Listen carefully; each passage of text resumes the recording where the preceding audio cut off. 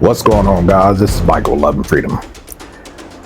Wanted to come on here and share a brief, I want to say possible, as you can see the title, some safety measures that you may want to consider taking, not only when you're in the United States or other places throughout the world. I know it may be a little bit more harder when you're traveling, but this is a story that I'm telling you, a true story, a true event that happened to myself and my family yesterday here in Mexico.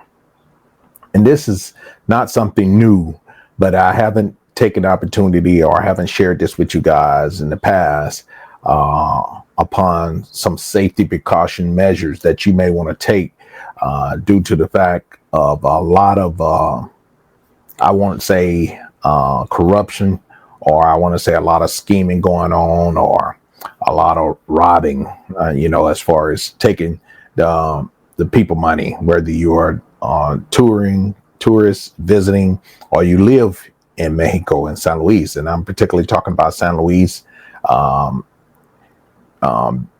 area, not talking about Mexico City or any of that, because Mexico City, we didn't experience any of this type of stuff that goes on.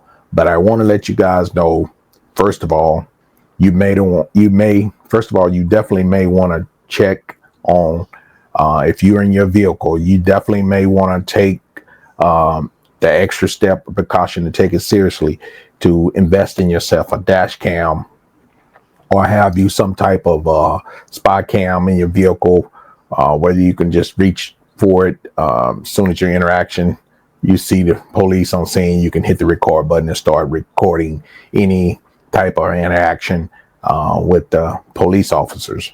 Now, this is a little bit different, and I know people are going to say, well, how are you going to know when to start recording? My first impression would be record at all time if you have that capability. And the reason why I say this is because this incident happened yesterday. Myself, my son, my wife, and my daughter, we was headed out to the store just to go do a little shopping, and my son and my daughter was sitting in the front seat of the vehicle. My son was driving. Myself and my wife was in the back seat. And we had just left the house, came up to about the next corner stop of the house. And there, the police officer was there at the stop sign before we approached. So when we approached the stop sign, we both still sitting there. My son waiting on the police officer to proceed because he was there first. Well, he flashed his lights for my son to proceed first. Now, keep in mind, I'm already knowing what goes on in this perspective. The police officer never had a turn signal on that he was going to turn the direction which we was going to turn. So I knew right off back, I told my son, as soon as he made the turn before the police officer flashed his lights for him to go first. My first instinct, first thought, because I've been dealing with it for years, he's going to get behind my daughter's car, see that it's American tag, and he's going to try to extort. He didn't even see myself or my wife in the back seat. He just saw my son and my daughter in the front seat. So right off back, he assumed easy target. Well, as soon as my son turned and they turned right behind us, he didn't even let us proceed down the road to try to observe anything. As soon as he started down the road, he threw the lights on my son. My son said, I had told my son, first of all, that they're going to stop you. That's their little tactics. They always tell you to go first so they can get behind you, or they can say that you didn't stop at the stop sign. That's been going on for years. I mean, that's my first encounter I had with the Mexican authority way back in 94, 95, first coming to Mexico. That was the first tactic they used on myself and a couple Marines, and extorted us for some money. It's funny, but it's sad, but it's true, and it still goes on today. So he stopped us, and he asked my son for his ID. First of all, when he walked up to the vehicle, him and the other guy stepped on the passenger side with a long arm assault rifle, AR type rifle, suited up for war. So I rolled the window down, had my wife roll her window down on the side of my son, and they approached the vehicle. The first one with the assault rifle to intimidate us. He came on the passenger side first and just stared. And then the other officer, I guess he's the leading officer, he walked up my son and asked him for his ID. Didn't say anything like you ran a stop sign or you did anything, you was speeding, anything. Just say, let me get your ID. And I told my son, no, don't give him anything. Why? What's going on, officer? What happened? And he was like, we just checking for stolen vehicles. I'm like, checking for stolen vehicles? You just passed, all kind of cars just passed you. Why us? You know, he's like, I'm just checking for license, stolen vehicles. I need your license. Your license. He didn't ask for paperwork, anything. He just needs your license. I said, no, don't give him anything. Asking, still proceeding to ask him why us? And he got a little hostile. He started raising his voice and then me back and forth right then. He triggered me.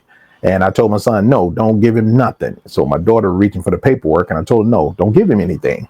Well, make a long story short, then he started talking to me, coming on, trying to intimidate me, telling me to be quiet. Shut up, not be quiet. He said, shut up. And I said, hold on.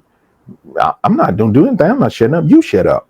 And he, no, you shut up. And I said, well, make me, you know, at that time, I'm already upset. You know, that's why I tell you guys, it's best to maintain your composure, especially if you know your law.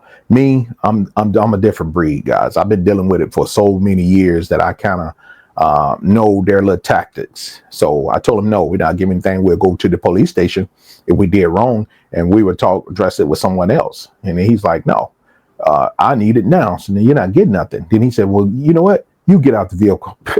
That's a big no. I'm not getting out the vehicle. I said, no. And I didn't get out the vehicle. So I said, we can go over to your office, which was about 2 blocks from where we was at, and we can talk to your supervisor. Since he didn't want to correspond or cooperate with me, he was getting like he was trying to, you know, his aggression was trying to intimidate us. I said, no, I'm not doing that. So I told him, he said, okay, we'll go over to the office. And he followed us behind. At first, I told my son, they're not going to go to the office because he know what he was doing was wrong. So he did follow us on to the office and thinking he can still intimidate us. So we pull in the parking lot. I jump out, get the paperwork to go inside to talk to someone else on duty, and ran into my friends there that all know me there at the police department. They was like, what's up, Mike? What's going on? I told them what was going on. Did you have one of the officers out there being, you know, a little aggressive with us? And had my son, they said, well, what did he do? I said, nothing.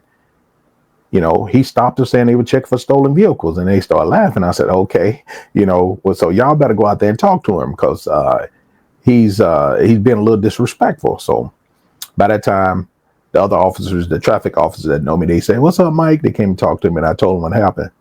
And they said, all right, man, be careful, no, whatever. So they left. And then I told my friend, hey, can you come out and talk? He said, that's who you need to talk to, the guys in the white shirts. See, the guys in the white shirts are the ones that can write the tickets, traffic. The one in the blue, if you do something wrong, they can, you know, address the issue or whatever. And I guess they've changed their laws here where the blue officers cannot write tickets, but the traffic officer has to be on scene to write the ticket or whatever.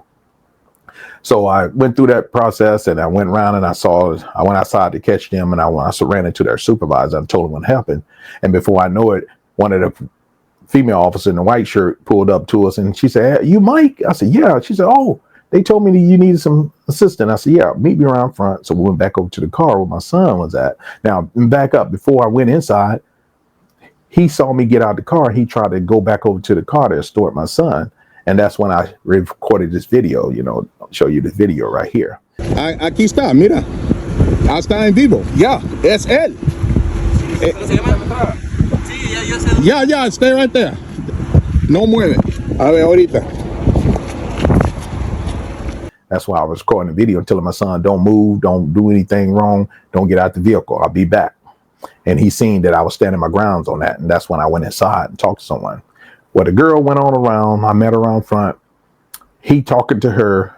And by the time she took over, she had a little clipboard like she's going to write a ticket or something, you know. So I'm like wondering what's going on. And the 2 guys with the assault rifles left. And before he left, he started taking the picture of, you know, the other officer was taking a picture of my daughter's tag. And I'm like, well, he's taking pictures of her tag for? What's that part? I said, I know what he's doing. He's going to try to catch the vehicle later and store it, you know, if he saw the vehicle again. And she's like, really? He took a picture of us? Yeah, for what? And she's like, I don't know. I said, I know what it's about. So I kept talking, dealing with her. So at the end, she started asking me, let me go ahead and give you an idea. I'm going to give you a citation and whatever. I said, hold on, citation for what? And that's when she was like, well, he said that you didn't stop at the stop sign. Whoa. I said, that's what this about? And she said, yes. I said, oh no. So I opened the door, asked my wife, my daughter, and my son, and they was like, what? He the one that signaled for us to go first. And she was like, really? I said, yes. And then he stopped us. And she said, oh, wow. So she called the supervisor and he told her, leave Mike alone, let her go, pretty much. And she's like, I'm sorry, have a good day, shook my hand. So the lesson to be taught here, I told my son, I know their tactics. I know what they do. They try to intimidate people. I'm not telling you guys to be disrespectful to any officer, no matter where you at, not to be disrespectful.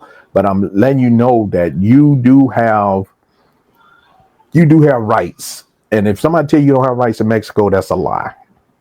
Because I asked her the ticket citation, what was their law, showed me the law where it said I did something wrong. And then she pointed at saying the citation was not stopping at the stop sign. And that's when I knew when that was a false accusation, that it was just a way to scheme. And then she asked me right out of the back, did he ask you for money? Because that's their biggest tactic, to try to scare you up and get money. And so you can pay them money, they'll take your ID and have you come over to the station to pick it up if you don't want to give them cash money on the scene. And I told her, I'm not going to reveal that. And I'm not saying he did or he didn't. I said, that's something that I would address with someone else at a later time, So that's what I'm just telling you guys on this video. This is just an informational video to let you guys know to please govern yourself when you're traveling, especially when you're coming to Mexico. I would advise you guys to invest in a webcam, which I will be putting them in all my vehicles, because the police officers over here are not like in the States and other places we visit. They wear vest cams. The police over here in Mexico do not have vest cams, and you can kind of understand why, because it's their word against your word at any time.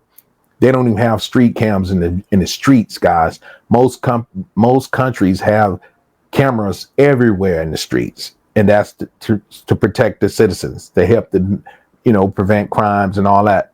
They don't have them over here, guys. So it's best in your best interest to govern yourself and your family by always having some type of form of video device rolling to protect yourself at all times, guys. I'm just letting you know, it's out here, it's worldwide. There's things going on all over the world. So protect yourself, protect your family. I appreciate you guys watching as always. And to the next one. Bye now. Peace. One love.